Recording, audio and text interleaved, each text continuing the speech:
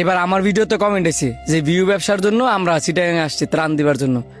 এখানে অনেকজনে আসছে, অনেক কন্টেন্ট ক্রিয়েটর আসছে যারা মানবিক ভিডিও বানায়।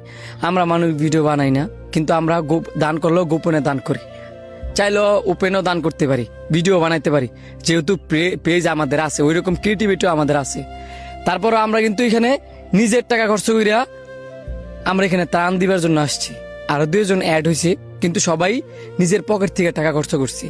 কেউ অন্য জনের থেকে ধার করে আইন না বা অন্য জনের থেকে বিকাশ নাম্বার দিয়ে কিন্তু কেউ টাকা চায় নাই।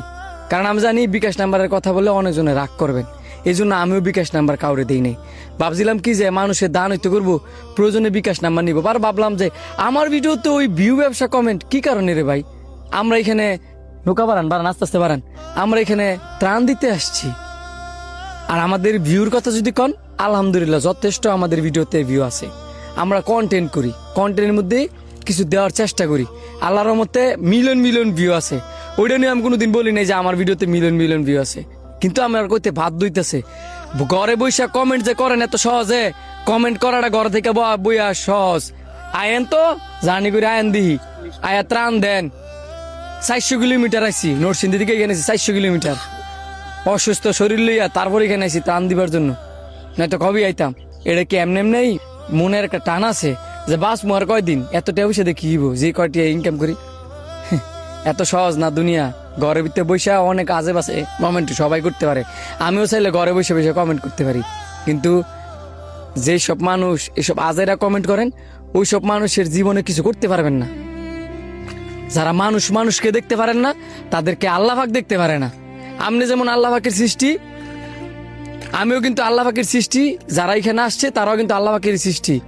আপনিও ভিউ ব্যবসা করেন, আসেন এখানে ত্রাণ দেন, 10টা মানুষের ত্রাণ দেন। আমি কমু যে আপনি ভিউ ব্যবসা করেন। আলহামদুলিল্লাহ, আমিও দোয়া করি। আমার কথায় কষ্ট পায় না, আমি কেউ চাই না কষ্ট দিবার জন্য।